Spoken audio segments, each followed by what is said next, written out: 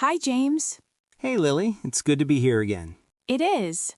I always feel like these conversations create a small pocket of calm. Yeah, they give the day a different rhythm. Exactly. And today's topic fits that rhythm quite well. We're talking about meeting new people. Yes, not in a big, dramatic way, just the ordinary moments where it happens unexpectedly. Those moments usually stay with you longer. They do. Before we get into it, a quick reminder. If you enjoy listening to slow, natural English conversations like this, you can subscribe to the channel.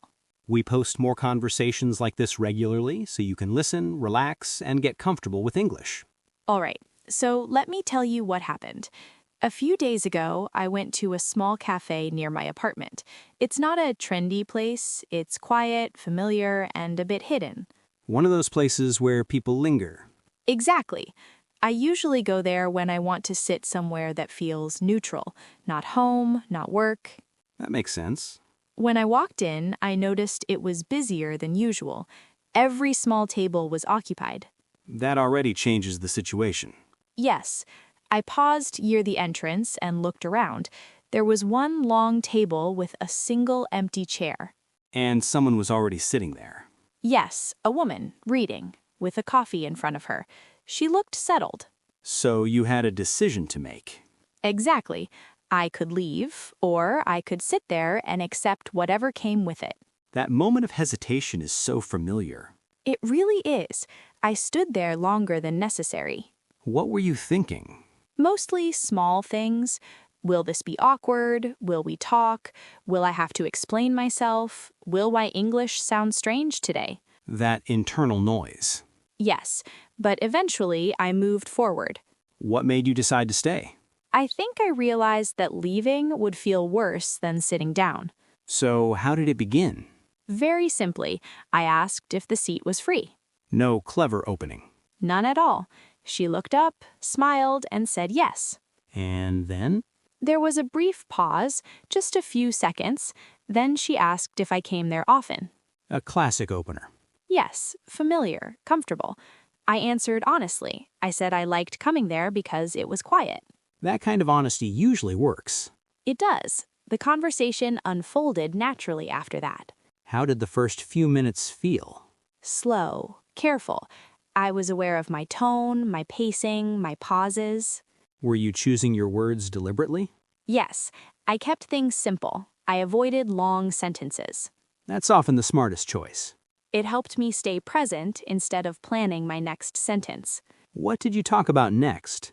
The neighborhood, how it had changed, how long we'd both lived there. Those topics create a sense of shared space. Exactly. It felt grounded. Nothing abstract, nothing heavy. Sometimes that's what makes a conversation feel safe. I agree. There were pauses, though. Of course. At first, they felt noticeable, like gaps that needed filling. That urge to keep the conversation moving. Yes, but eventually the pauses softened. How so? They stopped feeling awkward, they felt natural, like breathing space. That's usually when conversations deepen. Exactly. I stopped monitoring myself so closely. Was there a moment when you realized you were comfortable? Yes, when I laughed without thinking about how it sounded. That's a good sign. It was spontaneous. I didn't replay it in my head. That's when language becomes invisible. Yes, I wasn't translating anymore. Did you learn much about her? A little. She had recently moved to the city for work. She was still adjusting. That creates instant familiarity. It did. We talked about feeling new, about routines, about finding places that feel comfortable. Those topics resonate with a lot of people. They do. They're quiet, but meaningful. How did it end? We both checked the time around the same moment. That's always how you know. Yes, she gathered her things, and I finished my coffee. Did it feel abrupt? Not at all. It felt complete. Did you exchange contact details? We did, casually, no expectations attached. That's the best way. How did you feel afterward? Light, slightly surprised, proud in a quiet way. Not proud in a loud sense.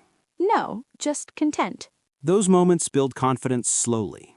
Yes, they stack quietly over time. That reminds me of something that happened to me recently. Tell me. I was waiting at a bus stop. It was early evening and the bus was delayed.